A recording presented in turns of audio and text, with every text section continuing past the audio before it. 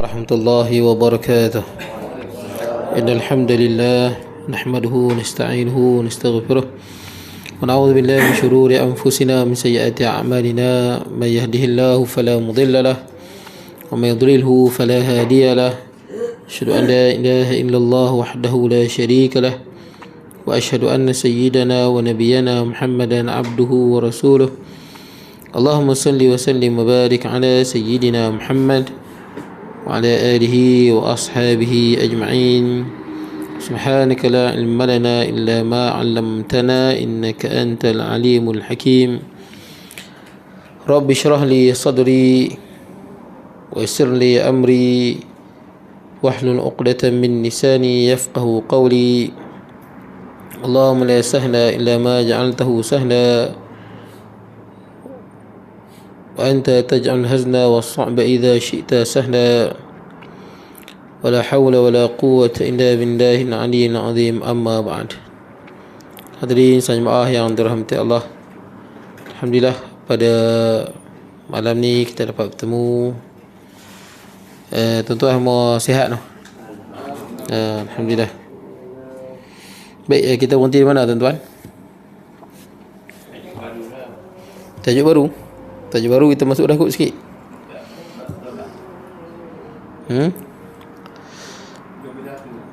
Bukan surat 18 kot. 18 habis belum? 18 dah. Dan wajib. Dan wajib betul. 18 betul 18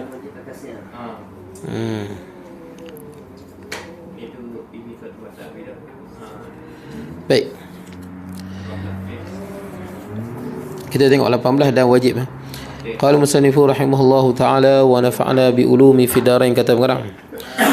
Dan wajib atasnya menyuruh akan orang yang dilihatnya meninggalkan dia sesuatu daripadanya, atau ia lihat mendatangkan dengan dia atas bukan jalan yang disuruh.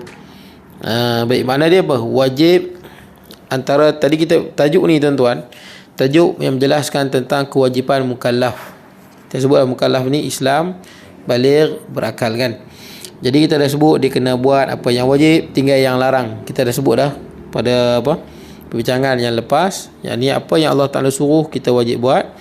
Kemudian apa yang Allah Ta'ala larang kita wajib tinggalkan semua. Kalau kita terjebak melakukan dosa, cepat-cepat bertaubat. Itu tanggungjawab seorang mukallaf. Baik, sekarang ni masuk pula pada amar ma'ruf nahi mungkar. Jadi dikata dah wajib atasnya, yakni atas mukallaf orang Islam ni, menyuruh akan orang yang dilihatnya meninggalkan dia suatu daripadanya. Tinggal kewajipan. Tengok kalau ada orang tinggal semayang, wajib suruh. Tengok ada orang dedahkan aurat, suruh larang dia. Jadi wajib. Dan Nabi SAW sebut dalam hadis Nabi, man ra'a minkum munkaran falyughayyirhu biyadihi. Semua bisa dengar hadis ni. Siapa yang melihat kemungkaran, maka hendaklah dia cegah dengan tangan dia. Wajib. Fa in lam yastati', kalau dia tak mampu, fa bilisanihi, dengan lidah dia. Fa in lam yastati', kalau tak mampu lagi, fa biqalbihi, dengan hati dia. Wa dzalika adhaful iman, itulah selemah-lemah iman. Makna dia, kita wajib cegah orang buat maksiat ataupun suruh. Sekurang-kurangnya dia kata wajib di sini, sekurang-kurangnya apa? Dengan hati. Makna dia kalau kita pergi kedai kopi, kawan kita tu tak semayang subuh, kita minum kopi sekali dengan dia, kita tahu dia ni tak semayang subuh. Kalau tuan-tuan tak mampu tegur dia, kita nak guna tangan memang kita tak mampu, sebab kita bukan pemerintah. Pemerintah bolehlah tangkap dan sebagainya, kita tak ada kuasa. Jadi dengan tangan tak boleh lah. Dengan tangan ni kita mampu dengan sebagai anak boleh lah. 10 tahun kita boleh tibai dia kalau dia tak semayang. Takkanlah kawan kita umur 60 kita nak balun belakang dia juga tak semayang. Bukan bidang kuasa kita. Maksudnya kita tidak ada kemampuan pada dia. Tapi kita boleh tegur dengan lidah. Kita boleh, mat, alhamdulillah nak semayang. Tapi kadang-kadang ada orang mungkin dia terasa, betul tak kan? Siapa lantak aku lah tak semayang. Kalau dia jenis lagu tu, tuan-tuan tak boleh kena sekurang-kurangnya dalam hati, tuan-tuan tak redha. Wajib. Berapa ramai sekarang ni tuan-tuan, dia duduk kedai makan, pergi mengopi, makan roti canai dengan orang tak semayang. Biasalah tak semayang ni. Berdosa. Kalau ada lagu tu berdosa. Dalam hati dia mesti tak redha. Dalam hati dia tak redha kawan ni tak semayang. Aku tak redha hang tak sembahyang. Aku tak senang. Dan dalam hati kita, pertama kita benci maksiat dia. Dalam hati ni benci perbuatan dia, bukan benci dia. Benci perbuatan tak sembahyang ni. Kita meluat. Jangan meluat pada Tuhan tu, meluat pada tindakan dia yang tak sembahyang tu. Jangan dalam hati ni tak ada langsung. Yang kita tengok masyarakat yang sedih gitu, dia duduk dengan orang yang tak sembahyang, dia rasa macam tak ada apa kan. Besar tu. Salah, berdosa tuan-tuan. Saya ulang sekali, berdosa. Siapa yang dalam hati dia tak ada rasa benci pada perbuatan tu, maka dia berdosa. Sebab Nabi sebut, wa dzalika adhaful iman, itulah selemah-lemah iman. Selemah-lemah iman ni apa? Dalam hati je, benci perbuatan tu, wajib benci. Yang inilah saya ingat antara benda yang banyak ditinggalkan. Kita dah tak suruh, kita dah tak cegah dengan tangan, kita dah tak suruh dengan lidah, hati pun kita macam tak ada apa. Tak ada langsung cemburu dengan agama ni tuan-tuan. Macam biasa maka hukum dia berdosa. Jadi ingat tuan-tuan, kalau pergi pasar raya, pergi mana-mana, tuan-tuan nampak ada orang dedahkan aurat, dalam hati kena ada benci pada perbuatan tu. Wajib. Dan kita doa supaya dia dapat hidayah. Tapi dalam hati wajib benci perbuatan tu. Kita tak redha, kita tak senang, kita kurang senang. Kalau kita, biasanya kalau kurang senang ni orang nampak di wajah kita, betul tak? Jelas kalau kita jumpa kawan kita ke, sekerja ke, seapa ke, kita jumpa kan, sekolah kadang-kadang kan, kita jumpa kawan-kawan yang mungkin mendedahkan aurat, mungkin tak semayang, kita dengan dia ni kita kurang senang lah. Kurang senang dengan perbuatan itu. Jadi biasanya disebabkan kurang senang ni, dia akan rasa tak selesa lah. Contohnya kalau kita jumpa rakan kerja kita yang pakai seksi, dedahkan aurat, bila di wajah kita kurang senang, dia pun mungkin rasa segan. Begitulah cerita dia. Itu nak cerita dia. Jangan sampai kita dalam masyarakat ni, orang buat maksiat ni macam tak ada apa. Betul tak? Tak ada siapa pun nampak muka ni kurang senang, muka tak redha. Tuan-tuan faham tu? Biar ada sebuah sana, bila orang buat maksiat, masyarakat ni tak redha, masyarakat ni tak senang. Itu agama nak begitu, supaya orang jadi segan. Tapi lah ni kenapa orang tak segan? Pasal orang semua tak ada apa, maka hukum dia berdosa. Jadi ingat, wajib. Dan Nabi SAW pernah larang duduk di jalan-jalan. Sebab tu dia antara benda yang menjatuhkan maruah. Kalau perawi hadis ni tak boleh ambil hadis dia. Kalau orang ni kerja dia suka duduk kat kedai lepak, minum air, menyembang, menjatuhkan maruah dia. Kalau tuan-tuan tengok seorang tok guru yang hebat lah, macam saya ni ustaz biasa, ustaz sekolah biasa je tuan-tuan. Ni tok guru mana-mana lah yang hebat-hebat, yang anak murid ramai, ada pondoknya ramai, serban, selendang lagi, kemas lah. Tapi selalu duduk lepak kat kedai minum air, tengok orang lalu, duduk kat kedai janda. Saya ingat tuan-tuan akan terdetik apa? Tuan-tuan kata, tok guru apa ni? Biasanya tuan-tuan akan fikir lagu tu. Duduk kedai janda, menyembang lama, tengok orang lalu lalang, orang kurang senang. Nampak tak? Nabi pernah larang benda tu. Nabi SAW pernah larang. Bukan tuan-tuan tak boleh makan kedai makan, boleh je makan. Tapi dah makan tu janganlah duduk berlama-lama. Lepak lalu, bolehlah ada benda kita nak bincang ke apa ke. Baik. Terutama orang yang ada ni lah, macam tok guru lah. Kalau ulama hadis ke, kalau buat kerja lagu tu, memang orang tak ambil hadis dia. Orang yang tak ada muruah dia panggil, tak ada maruah. Jadi tuan-tuan, Nabi SAW pernah larang duduk di jalan-jalan. Nabi kata, iyyakum wat turuqat, hendaklah kamu semua menjauhi duduk di jalan-jalan. Duduk jalan-jalan lah, kedai makan ke apa ke, tempat yang terbuka orang lalu lalang. Kemudian Nabi SAW sabda, kalaulah kamu tak boleh, fa in la budda lakum illa julus fi turuqat, kalau kamu ni tidak ada pilihan melainkan kena duduk, contohnya kerja di kedai makan ke, betul tak? Ataupun kita kerja buat jalan ke, kita kerja apa-apa lah, jaga jalan ke, rela ke, trafik ke, memang kerja kita duduk kat jalan lah, apa-apa kerja kita lah. Maka Nabi kata, fa'tu tariq haqqahu, bagilah pada jalan itu hak dia.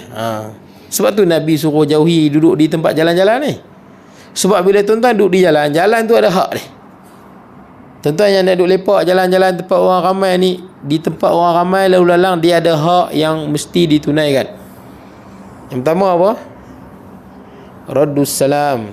Pertama, wajib jawab salam. Jelah orang kan bagi salam, kita duduk kedai makan ke, kita duduk kat mana-mana orang lalu bagi salam, Assalamualaikum. Orang bagi salam, wajib jawab, wajib raddus salam. Kemudian wal amru bil ma'ruf, suruh pada yang baik, nampak? Dia jadi wajib lah. Kalau tak suruh, sekurang-kurangnya dengan hati. Itu saya sebut, sekurang-kurangnya dengan hati. Jangan redha. Ada kurang senang di hati kita, wajib. Boleh lah. Suruh pada benda yang baik. Tahu kita duduk kedai makan dengan orang yang tak sembahyang, kalau boleh, kita kurang senang lah. Di wajah kita ni adalah kurang senang. Sampai dia segan. Pasal apa aku duduk dengan dia rasa kurang senang? Macam tu. Sebab dia rasa, aku ni kena sembahyang. Lagu tu lah. Walaupun kita tak cakap.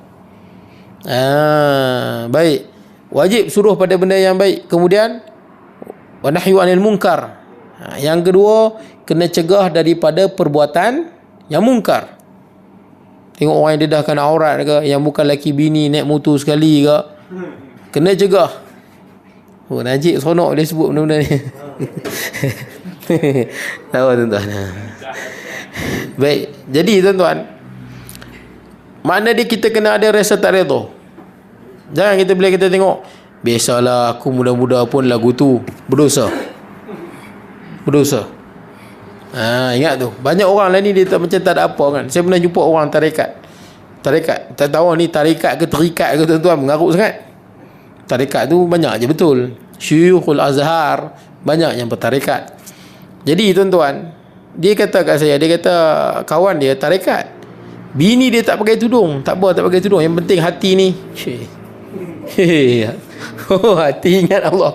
Hati ingat Allah semayang. Betul tak? Hati ingat Allah, suruh bini tutup aurat. Itu hati ingat Allah. Pakai bikini pun tak apa. Ni hati ingat Allah apa macam tu. Hati zahir melambangkan dalam hati. Boleh lah. Kalau dalam hati tu baik, zahir dia elok lah. Kalau dalam hati tu jahat, dengki, dendam, marah, terzahir pada wajah dia, terzahir pada perbuatan dia. Tak ada orang yang perbuatan dia tak elok, semua tak elok, hati dia bersih, mohong. Baik. Kemudian wajib. Dan hak jalan tu ada 5 tuan-tuan sebut tadi. Pertama, bagi jawab salam, suruh pada yang baik, cegah kemungkaran. Kalau tak boleh, dengan hati. Ingat, wajib dengan hati. Kemudian yang keempat adalah ghaddul basar, tundukkan pandangan. Bila duduk di tempat terbuka, jalan ke mana-mana, pasar raya ke, ghaddul basar, tundukkan pandangan, wajib. Kita tengok orang yang Islam ke, non-Muslim ke, yang dedahkan aurat, kita tengok dengan dia pakai baju yang tuan-tuan singkat, kita tengok paha dia putih melepak, jangan tengok 2 kali. Tak, sekali tengok paling. Sekali tengok putih, kena tengok lagi sekali ni. Kali kedua berdosa. Ghaddul basar. Wajib. Habis tu Ustaz tengok lama-lama. Tengok lama-lama pun sama lah. Tengok sekali tak geli-gedip lah. Tak. Sekali tengok tak. Sekali tengok dah tahu haram, paling. Tapi lumrah kalau kita jumpa orang Muslim ke dan Muslim ke, kalau muka dia cantik, kulit dia cantik, pakai pula seksi, mata ni nak tengok berkali-kali. Dia cerita lagu tu lah. Nabi sebut dah, kalau duduk kat rumah tak tengok benda tu. Kat luar, betul tak? Kalau kat rumah insek lah tuan-tuan, betul tak? Kau dah tengok benda yang bukan-bukan. Ghaddul basar, tundukkan pandangan. Tengok benda haram, tundukkan pandangan. Scroll Facebook, tengok ada TikTok yang bukan-bukan, scroll terus. Betul tak? Baik. Kemudian itu yang keempat. Yang kelima kaful aza. Kaful aza ni tahan diri daripada menyakiti orang lain. Betul tak? Kadang-kadang orang menyakiti kita, tak apa, jangan kita balas dengan menyakiti benda yang sama. Ini susah lah nak buat, tapi kena latih diri. Itu biasa tuan-tuan duduk di jalan, kadang-kadang itu yang kita jumpa. Betul tak? Orang panggil. Biasanya waktu kita bawa kereta lah, naik motor ke, kan ada orang yang kadang-kadang macam apa, kita kata macam kurang adab sikit lah dalam membawa kereta dan motor ni. Itu yang kita rasa kurang senang sikit lah. Itu yang Nabi sebut kaful adha, tahan daripada menyakiti orang lain. Baik tuan-tuan. Kemudian, atau ia melihat mendatangkan dengan dia atas bukan jalan yang disuruh. Ini maksud dia buat benda yang haram lah. Tengok orang buat benda yang haram, wajib cegah. Sekurang-kurangnya dengan hati. Sekurang-kurangnya dengan hati. Kemudian, dan wajib jika kuasa mengeras akan suruhnya atau tegahnya, dan jika tiada kuasa ingkar dengan hatinya. Kan saya sebut tadi tu. Wajib. Kalau ada kuasa, wajib lah. Siapa dia? Contoh polis, wajib lah. Polis tengok ada orang merompak, takkanlah polis kata aku ni cegah dengan hati je. Tak boleh lah. Kena tangkap lah. Ada kuasa. Boleh lah. Jabatan agama, apa dia, penguat puasa kan. Bila orang report ada apa, orang yang berkedudukan yang bukan mahram dalam satu rumah, dia tak boleh jawab, hampa tengok hampa cegah lah, aku tak tengok jadi aku tak payah cegah. Dia ro'a di situ, maksud dia tahulah orang report hang kena pergi. Ro'a tu bukan nanti tengok saja, termasuk tahu. Jabatan agama bila orang dah report maka wajiblah ambil tindakan, wajib, pasal dia ada kuasa. Jangan dia pun pilah biasalah tu, berusaha. Berusaha. Kemudian kalau tak boleh, barulah dengan hatinya. Dengan hati dia kena tak redha dan tak suka, benci pada perbuatan yang dia buat tu. Kemudian inilah sekurang-kurangnya yang wajib atas tiap-tiap manusia tatkala lemah ia daripada perbuatan dan perkataan. Itulah Nabi sebut wa dzalika adhaful iman, itulah selemah-lemah iman. Sebab tu tuan-tuan, cerita ni amar ma'ruf nahi munkar ni, kenapa pengarang ni letak setelah apa? Setelah kita tunaikan kewajipan atas kita, yang maksud dia buat segala yang wajib, tinggal segala dilarang. Terus pengarang ni iaitu Syekh Daud bin Abdul Al-Fatani rahimahullah, dia datangkan tentang amar ma'ruf nahi munkar. Pasal yang ni lah tugas utama umat ni. Tugas utama dia yang ni. Apa tugas dia? Dalam Quran sebut kuntum khaira ummatin ukhrijat linnas, kamulah sebaik-baik umat yang dikeluarkan untuk manusia. Ini umat Nabi Muhammad SAW yang beriman. Apa dia tuan-tuan? Ta'muruna bil ma'ruf. Ada siri dia tu. Kita suruh orang buat baik. Termasuk dalam kuliah ni. Mana-mana ustaz yang datang kuliah termasuk dalam ta'muruna bil ma'ruf. Suruh orang mengerjakan kebaikan. Wa tanhauna 'anil munkar, dan tugas kita cegah orang yang melakukan kemungkaran. Kita sebagai suami kena cegah isteri, cegah anak-anak sebagai bapa. Jangan biar adik-beradik, orang yang kita boleh cakap, kita boleh nasihat. Kalau yang benar kita tak boleh, dengan hati kita. Itu tugas sebaik-baik umat. Dan Nabi SAW pernah sebut dalam banyak hadis, tuan-tuan boleh baca hadis tentang amar ma'ruf nahi munkar ni.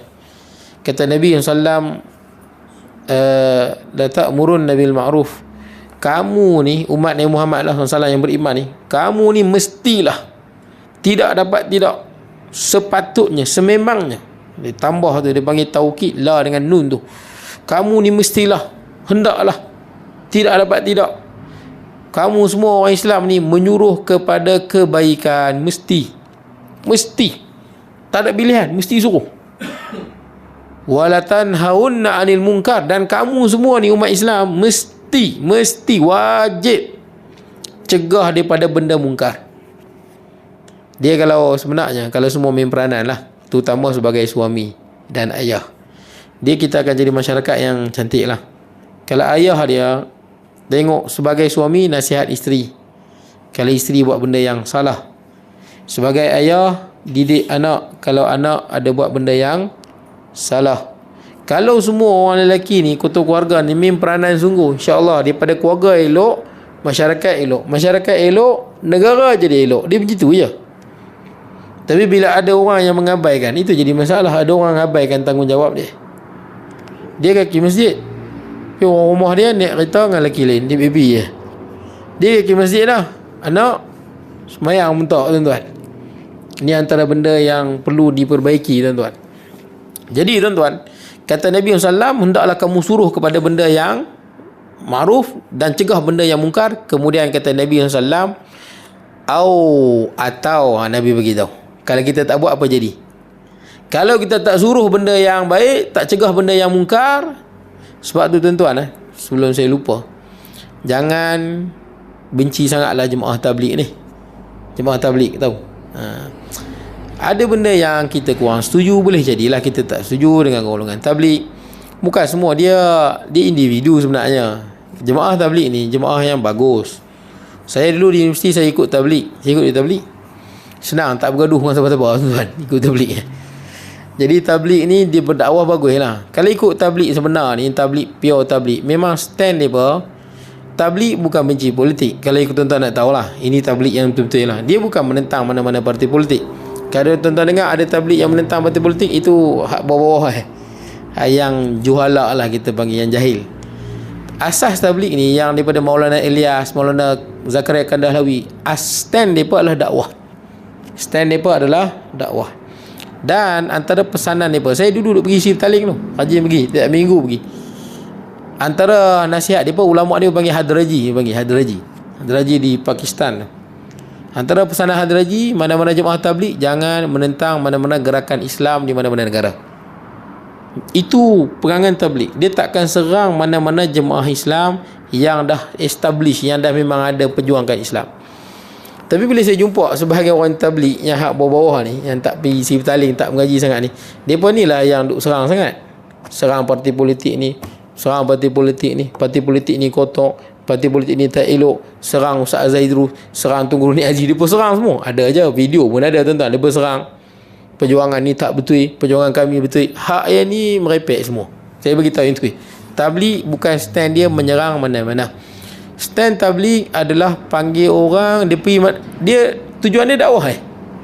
Mana tabligh ni ditubuhkan, pergi mana-mana kampung tengok mana surau yang tak hidup, mari kita ajak dia supaya hidup. Itu tabligh sebenar. Dia tak ada dia nak lorat lah tuan-tuan, pergi serang jemaah ni bukan tabligh tu. Tu bukan stand tabligh. Jadi tabligh ni dia buat kerja bagus lah. Dia pergi mana-mana tempat, dia tengok surau tak ada, dia pergi panggil. Kalau ada kuliah dia bagi tahu kan. Kalau macam tu surau tuan-tuan ada kuliah, dia akan panggil orang ramai kat surau ada kuliah. Tuan-tuan lah kuliah, ustaz mana-mana lah yang ada, dia panggil, dia tolong panggil. Baguslah tuan-tuan, kita tak buat, dia buat. Kalau tak ada ustaz yang kuliah, depa ambil seorang, depa minta pada masjid ataupun depa minta pada surau, boleh tak kami yang ni surau bagi, tak apa. Kalau dah ada kuliah, depa tolong panggil saja, ustaz dah ada. Kita tak buat kerja ni, depa buat kerja ni. Baguslah tuan-tuan. Jadi saya ada baru ni sembang dengan satu orang tabligh tu daripada Terengganu ke, pada Pulau Pinang.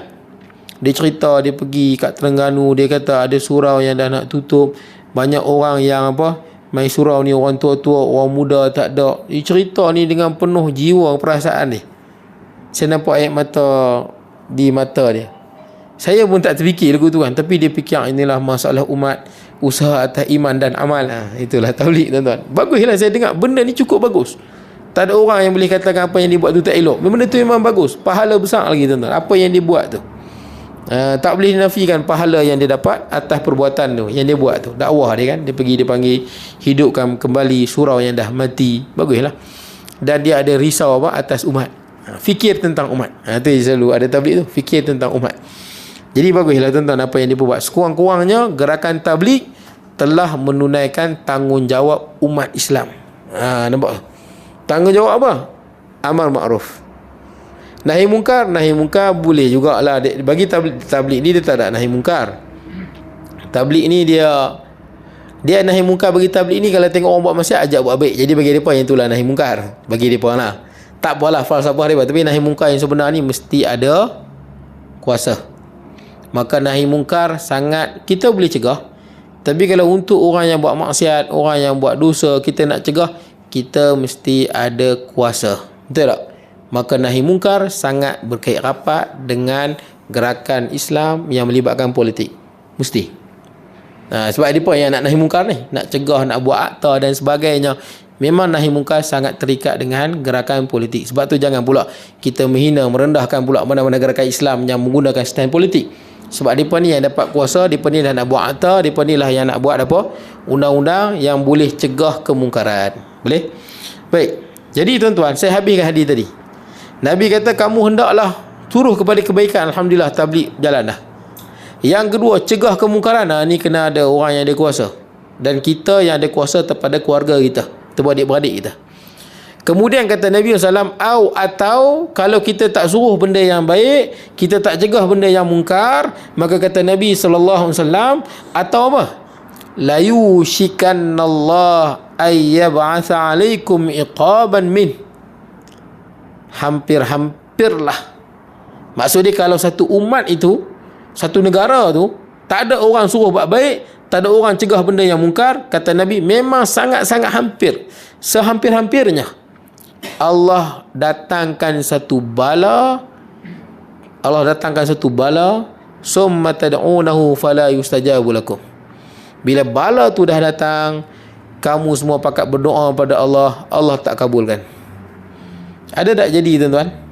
Ada. Di mana? Serbia. Ingat Serbia lu kan?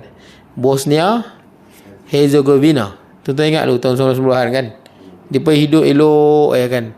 Tapi tuan-tuan tengok sebelum perang, perang antara Serb dengan Bosnia kan, hidup dia pun macam mana? Oh, sangat teruk Bosnia sangat jauh pada agama. Orang yang azan tu orang yang minum arak tuan-tuan. Hak minum arak tu lah nanti dia okey, dia azan tuan-tuan. Punya teruknya masyarakat. Tidak ada amar makruf, tidak ada nahi mungkar, apa pun tak ada. Depa hidup aman tuan, Bosnia asalnya. Tiba-tiba Serbia ni attack mengejut. Mati banyak ribu mati. Terkejut. Sama juga tuan-tuan, mana-mana negara umat Islam beringat. Antara bala ni tuan-tuan, jangan ingat bala ni orang serang Bala juga orang serang. Afghanistan. Kita tengok Afghanistan sebelum Soviet Union masuk. Mana ada tutup aurat? Afghanistan. Dia pakai seksi tengok Afghanistan sebelum Soviet Union masuk. Rusia kan. Bila Soviet Union masuk, perang dan memang Rusia mula-mula menang. Itu jadi kebagitan kan. Rakyat lawan, Rusia pun kalah. Sebab apa? US tolong kan. US, Britain tolong inilah rakyat Afghanistan. Kenapa Amerika tolong? Yalah pasal Rusia bukan geng dia. Dia gitu ya. Semua proksi je. Jadi mereka bangkit lawan, Rusia kalah. Bila Rusia dah kalah, mereka ni pula bergaduh sama-sama mereka. Bergaduh. Rusia dah balik dah. Sama-sama mereka pula bergaduh. Maka datang pula satu gerakan. Gerakan apa? Datang Taliban. Tahu Taliban? Taliban tu sebab mereka ni pelajar. Asalnya mereka ni semua geng-geng belajar, menuntut ilmu. Taliban ni tengok bergaduh antara sama-sama Afghanistan, maka Taliban datang, Taliban kalahkan semua. Taliban merintah elok tuan-tuan. Semua tutup aurat apa semua. Kemudian datang Amerika kan. Amerika pula attack. Daripada tahun 2000 apa tahu? 2003 ke 2004 Dan Amerika pegang-pegang. Kenapa Amerika mula sekali surrender tuan-tuan? Sebab di Afghanistan ni boleh kata susah nak kontrol semua. Negara dia negara gunung. Jadi mereka boleh tarah duduk dalam gunung tu. Luas dan gunung ganang. Tu yang Amerika kalau duduk lagi rugi sebenarnya.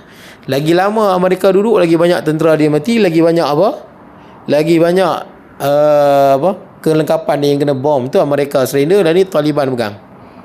Tuan tengok Taliban game PUBG diharamkan. Kemudian Taliban apa lagi? Banyaklah benda saya tengok. Yang dia buat tu bagus. Taklah seperti mana yang digambarkan oleh media-media barat. Orang yang pernah kena tahan dengan Taliban, berapa ramai masuk Islam? Orang gambarkan Taliban ni ganas lah, Taliban ni lah, sampai ada juga parti politik terikut. Taliban bukan begitu. Hatta orang berapa ramai tuan-tuan tengok yang asal dari Amerika yang pernah menjadi tawanan Taliban masuk Islam, pergi cari balik Taliban. Baik. Jadi tuan-tuan ingat, kalau kita Malaysia ke mana-mana negara, kalau kita dah tak ada yang suruh benda yang makruf. Saya setakat ni alhamdulillah tengok gerakan tabligh ada. Depa ni dah tunai saku tanggungjawab umat tuan-tuan. Fardu kifayah ni dah lepas adanya tabligh, satu fardu kifayah kita lepas. Walaupun saya kena nasihat jugalah pada gerakan tabligh, janganlah bila pilihan raya tak mengundi. Betul tuan-tuan. Ini salah di segi undang-undang, salah juga daripada sebagai rakyat Malaysia tuan-tuan. Menurut SPR lah, Suruhanjaya Pilihan Raya kan, menjadi kewajipan orang yang rakyat Malaysia ni mengundi. Itu tuntutan negara tuan-tuan. Ni kita orang yang ada patriotik dalam hati ni dia akan mengundi tuan-tuan. Itu je. Orang yang tak ada dalam hati ni tak ada patriotik tuan-tuan, dia tak mengundi ya. Jadi tuan-tuan bayangkanlah. Kalaulah negara kita Malaysia ni lah, semua orang Islam ni ada lebih kurang dalam 16 juta, lebih kurang lah, semua tak mengundi, semua tak masuk politik, semua tak mengundi, agak-agak apa jadi kat negara kita ni, cikgu? Apa jadi negara kita? Hancur. Apa jadi? Sebab apa? Yang pemerintah itulah yang nak menentukan silibus buku teks. Tahu silibus buku teks? Hak atas. Yang menentukan channel-channel dalam TV. Hak atas tu. Hak yang menentukan akta-akta. Yang nak menentukan akidah yang dipegang. Semua hak atas tu. Yang ada kuasa. Kalau nanti undang-undang pula keluar, apa dia? Jabatan Agama tak boleh dah azan. Tak boleh azan. Tak boleh, Singapura tak boleh azan. Betul tak? Singapura tak boleh azan. Tapi Malaysia ni saya ingat, kalau tak boleh azan perang kot. Betul tak? Singapura tak boleh azan, orang Islam pun sikit, 14% dengan sikit sungguh. Azan boleh, tapi dalam kawasan yang tertutup. Tak boleh keluar bunyi langsung. Bunyi sikit, dia bermain saman. Tapi yang peliknya, bila dia buat acara ketuk-ketuk, rundang, boleh pula. Jadi macam bias sikit lah. Bias. Tak apalah tuan-tuan.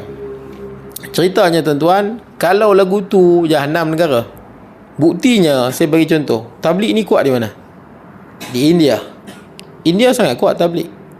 Sangat kuat tabligh. Tapi tuan-tuan tengok apa jadi umat Islam di India bila kita tak ada kuasa itu politik. Itu bukti jelas. Tabligh cukup bagus, memang bagus. Tapi nak kata tabligh itu penyelesaian bagi umat, itu benda yang sangatlah tak betul. Tabligh telah menyelesaikan satu fardu kifayah besar. Itu saya akui. Fardu kifayah besar apa yang tabligh tunaikan? Iaitu amar ma'ruf. Dia dah tunaikan untuk umat. Tapi jangan klaim yang bukan-bukan lah. Betul tak kan? Klaim bukan-bukan apa? Kami lah yang betul, yang lain semua tak betul. Itu tak betul. Tengok gerakan paling kuat di India. Tabligh bermula di India. Tapi umat Islam teruk di India. Pijaknya apanya. Kenapa tak selesai di sana? Kerana tak ada kuasa politik. Sebab tu British tuan-tuan. Tuan-tuan tahu kalau British ni penjajah, dia cukup suka apa? British penjajah dia suka tabligh. Betul. Pasal apa? Pasal tak kacau dia. Itu je. Jangan kacau pentadbiran negara. Jangan kacau. Pentadbiran bagi penjajah pegang. Biasanya penjajah ni dia cukup sayang. Sebab tu kerajaan India dia tak kacau sangat ni ni. Pasal apa? BP hampa punya urusan. Tapi kalau ada gerakan yang nak bagi kesedaran umat Islam tentang apa pentadbiran Islam, semangat negara Islam, hak ini dia rasa apa? Terganggu lah. Jadi tuan-tuan, sebab tu tabligh. Biasanya penjajah tabligh, penjajah okey, dia takkan masalah. Sama juga golongan sufi yang jenis berzikir, menari apa semua ni kan. Biasanya tuan-tuan pergi mana-mana kan, yang ni orang suka. Sebab tu tuan-tuan tengok ada zikir menari di Turki tu kan. Yang apa? Tengok zikir menari tu. Saya taklah kata haram. Tapi nak ceritanya zikir menari tu, orang yang bukan Islam pun buat kajian, dia pun suka. Pasal tak kacau dia apa. Ada satu pendakwah Hindu terkenal. Nama dia Sadguru. Saya dengar? Tahu Sadguru? Ni orang Melayu pun banyak dengar pada dia. Elak kalau dengar pada dia. Dia memanglah pakar, orang yang pandai bercakap tentang jiwa di Hindu. Antara ulama Hindu yang paling top abad ni. Paling top. Sadguru nama panggil dia. Sadguru ni banyak lah cerita tentang law of attraction dan sebagainya. Benda-benda macam itulah. Yang apa, New Age punya fahaman. Sadguru ni pun dia pergi Turki. Dia pergi tengok geng-geng tu. Padahal dia Hindu. Dia Hindu. Pasal apa? Pasal orang bagi mereka golongan yang sufi, zikir menari ni tak kacau mereka. Betul tak kan? Tapi yang mereka tak suka apa? Dr. Zakir Naik. Pasal apa? Zakir Naik dakwah. Dia Zakir Naik itu yang nak masuk India pun tak boleh. Zakir Naik ada kat mana sekarang? Di Putrajaya. Putrajaya kan? Dia mesti Putrajaya. Dia ada rumah di Putrajaya. Sebab dia ada hubungan yang baik dengan Tun Mahathir. Itu kita boleh pujilah Tun Mahathir. Jadi tuan-tuan, Zakir Naik dia pun tak suka. Zakir Naik ni semua orang tak suka. Pasal dia dakwah.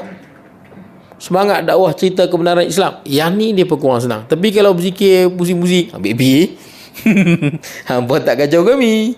Itu Sadguru dia boleh pergi, dia tengok. Ada video dia di YouTube. Dia boleh tengok lagi. Tapi dia pakai cap lah supaya orang tak perasan dia. Tengok geng-geng sufi menari. Dia kata inilah keindahan beragama, konon persamaan.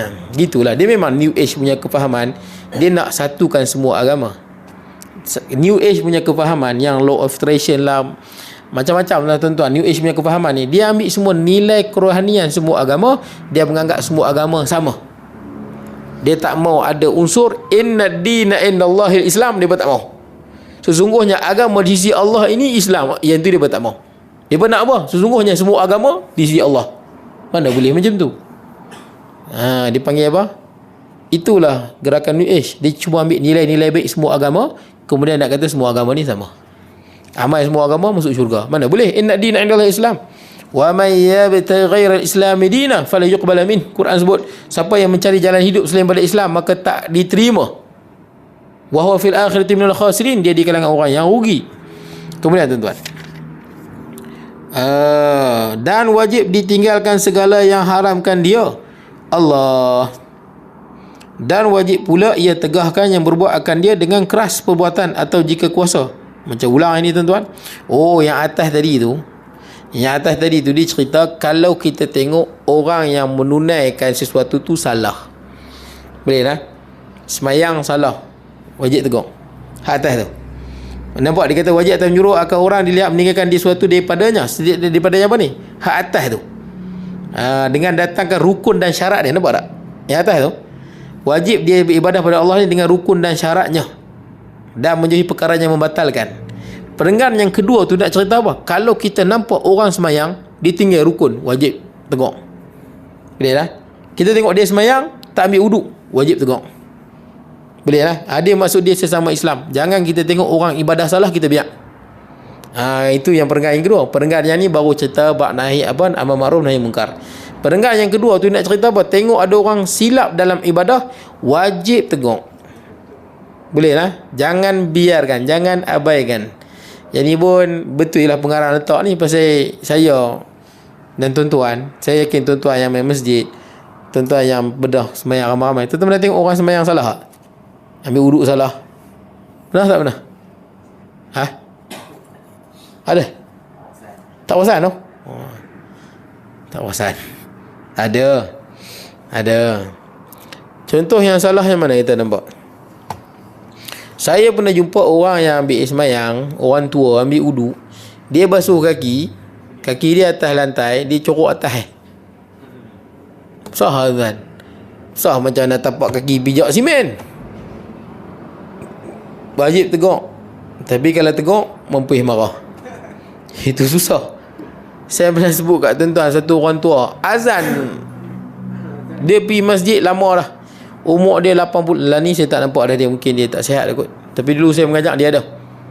Dia kecil, umur dia 8, saya ingat sekarang ni mungkin dah 84, 85. Dia lah yang paling tua sekali dalam masjid tu. Tapi kalau tuan-tuan tengok, tuan-tuan tak sangka dia 80. Badan kecil, kita ingatkan dia lah 60 ke awal 70 macam tu lah. Dia azan boleh, qamat boleh, tapi bila semayang diam. Baca dalam hati. Kita baca Fatihah mulut lah, dia baca dalam hati. Baca dalam hati macam mana? Macam tu lah kot. Baca dalam hati kan. Boleh ke tuan-tuan? Memang diam dia semayang, mulut tak buka, mulut pun tak buka, siap. Boleh ke cikgu macam tu? Semayang mulut tak buka? Mana boleh? Baca ni mulut buka. Dalam Quran kata faqra'u ma tayassara minal Quran. La solata liman lam yaqra' bi Fatihatil kitab. Tidak ada solat bagi orang yang tak baca Fatihah. Baca ni buka mulut, telinga dengar. Kalau tak keluar suara, ada orang buat mulut kan, boleh tak baca?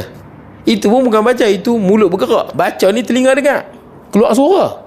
Baca suara keluar. Dia bukanlah kuat sangat bagi telinga kita dengar je. Telinga dengar ni saya sebut kat tuan-tuan lah. Telinga dengar ni kalau kita duduk seorang-seorang, telinga kita dengar. Tuan-tuan semayang seorang-seorang dalam rumah, baca pelan kan, baca macam tu dengar. Kalau tuan-tuan semayang hujan lebat, tak payah tuan-tuan baca kuat-kuat. Bismillahirrahmanirrahim, nak bagi telinga dengar. Ada saya pergi setengah masjid, bila hujan lebat semua baca kuat, nak bagi telinga dengar. Alhamdulillah. Bukan macam tu. Bagi telinga dengar ni, kalau kita duduk senyap-senyap, tak ada gangguan bunyi, pencemaran bunyi, telinga kita dengar. Itu makna dia. Boleh lah. Kok lah bisin mikrofon ke apa ke, tak payahlah kita menjerit pula nak bagi telinga dengar. Boleh lah. Jadi tuan-tuan, ada orang lagu tu baca diam. Ada orang suruh saya tegur, ustaz tegur dia ustaz. Kesian dia, mayang dah bertahun, dah berpuluh tahun mayang, tapi diam. Mana ada sah mayang lagu tu? Saya nak tegur umur sebuah salah. Imam dah tegur tak jalan. Sebab imam tegur tak jalan, pasal imam ni dianggap junior. Ni semua junior. Nak tegur aku, junior pun dah 70, lutut pun sakit dah. Junior apanya? Sama-sama warga emas, tapi dianggap junior, dia senior. Tapi imam tu pun meninggal dah tuan-tuan. Tapi pakcik tu saya tak pasti, lama tak tengok dia hidup lagi kot. Tak dengar pula kata dia meninggal. Pakcik yang baca senyap tu lah. Imam yang tegur tu meninggal dah, 76 meninggal, baru meninggal. Baik, tak apalah tuan-tuan. Saya nak tegur segan, saya pun tegur jugalah tuan-tuan. Tapi saya tegur umum, saya tahu orang tua ni cepat terasa. Betul tak tuan-tuan? Orang tua tu, terutama orang lelaki, betul tak? Orang tak? orang lelaki kalau dia tua dia lagi cepat terasa. Saya sebut ni semua orang lelaki lah, termasuk saya lah. Saya rasa betul lah. Sebab saya banyak kali saya tengok. Yang saya nampak orang lelaki kalau umur dia 60, 70, anak slap sikit je dia mudah lah dia terasa tu. Nak banding dengan orang perempuan ni, mak mungkin boleh jadi, tapi mak ni dia kurang sikit. Tapi saya sebut semua lah yang saya nampak lah, termasuk diri saya lah. Kita ni kalau 60-70 ni mungkin lah dia punya sensitif tu lain sikit lah. Nak buat macam mana kan? Boleh, saya tak tahu nak buat sensitif orang tua. Saya tahu bila orang tua ni sensitif, dia tak boleh kasar. Dia kena pandai lah. Sini ada umur 60, tak ada kono. Semua tengok macam 40 kot no. Cikgu belum lagi, muda lagi cikgu. Jangan macam tu. Tua sangat. Baru 40 cikgu. 25 cikgu. Tak apalah, ringkas nak cerita. Jangan sensitif lah orang tua ni. Saya tahu orang tua sensitif, dia tak boleh kasar. Kalau kasar-kasar, kalau nak kasar boleh kena orang tua macam dia. Tak apa. Jangan orang muda. Orang muda kasar dia tak boleh, sensitif. Orang tua-tua dengan dia tak apa. Tapi yang tu pun orang 70 pun tak mau. Junior. Padahal sama-sama je pun. Tak mau. Junior juga. Dia nak yang 80 juga tengok. Mana ada semua mati dah. Jadi tuan-tuan, saya tak tengok dia pun. Dia mengaji duduk depan. Orang tua bagus dia duduk depan. Mengaji setiap kali kuliah saya duduk depan. Saya tahu ni tegak ni lagi kacau ni. Tak tegak kita. Ni dia nampak wajib ni. Wajib. Salah. Saya pun ngajak akidah situ. Saya pun ngajak biasa-biasa. Saya dapatlah cuit sikit isu kan. Satu isu kan. Saya pun tengok. Masa saya tengok, saya tak tengok dia. Itu pun dalam beberapa minit je saya tengok. Saya takut dia terasa. Berapa minit saya tengok. Saya baca hadis sikit. Gini-gini baca. Bagi telinga dengar apa semua gini-gini. Tak ada lah saya nak tengok dia kan. Tengok dia. Memang dia kata kat aku ni. Tapi punya nak cover lagu tu. Punya cover sungguh-sungguh ni. Dia terasa juga tuan-tuan. Lepas pada tu saya kuliah, dia duduk belakang. Dia duduk belakang. Dia pakai songkok. Dia songkok. Lepas tu dia pakai dia apa? Duduk belakang, sandak kat dinding. Dia sandak, songkok tutup muka. Dia tidur. Saya tengok dia. Saya tak tahu macam mana nak sampaikan. Habis tu takkan saya tak cakap. Saya kena cakap. Tapi lah ni saya tak nampak dia di masjid. Saya tak pastilah. Ya, ada lagi kot.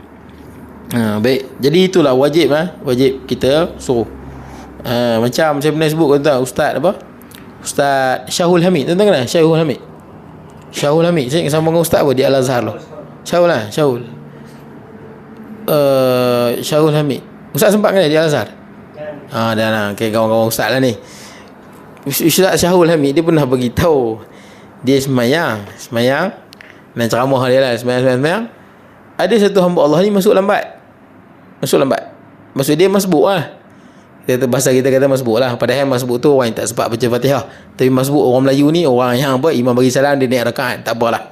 Kita kata masbuk yang kita faham lah.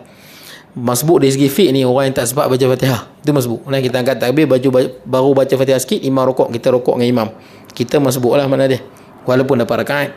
Boleh lah. Masbuk dalam hukum fiqh tak sempat baca Fatihah. Tapi masbuk yang kita faham dalam bahasa Melayu yang kita guna ni, orang yang imam bagi salam dia tambah rakaat. Betul tak? Boleh juga masbuk jugalah.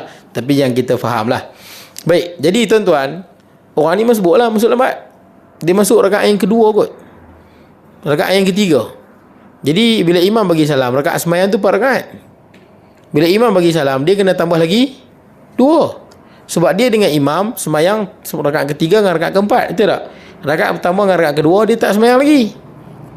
Jadi bila imam bagi salam, Ustaz Syahul bagi salam, dia pun bagi salam sekali. Kan dia kata wajib tegak. Betul tak? Wajib tegak ni. Itu pengarah ni sebut ni. Kalau buat perkara yang batalkan semayang, wajib tegak. Piu Syahul ni, Ustaz Syahul ni pun tegak lah.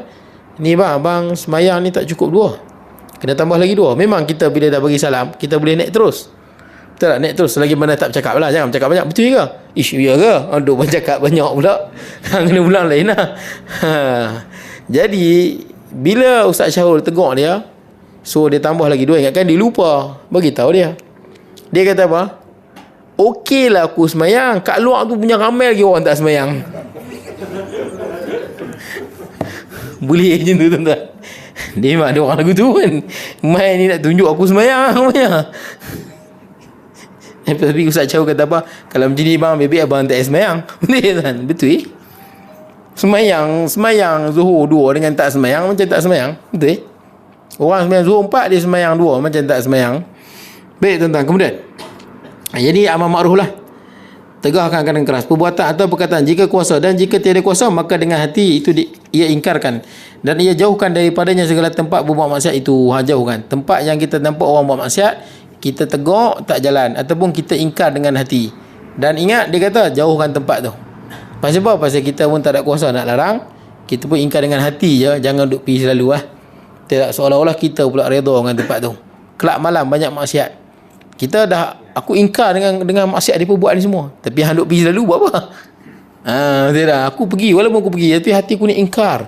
Ingkar pun hang duk pergi buat apa? Tempat datang tempat tak elok. Baik. Dan takut akan janji seksa Allah akan mendatangkan dia, dan janji pahala bagi orang yang meninggalkan dia. Jadi ingat, pada orang yang melakukan dosa, Allah Ta'ala janjikan dengan neraka, dan orang yang melakukan kebaikan ataupun orang yang meninggalkan dosa ataupun melakukan kebaikan, Allah janjikan dengan pahala. Baik tuan-tuan, habis. Akan datang kita masuk muka surat 21 lah. Kita masuk bab semayang lah. Kitabus Solah. Ini satu kitab pada menyatakan sembahyang. Kita habis bab akidah.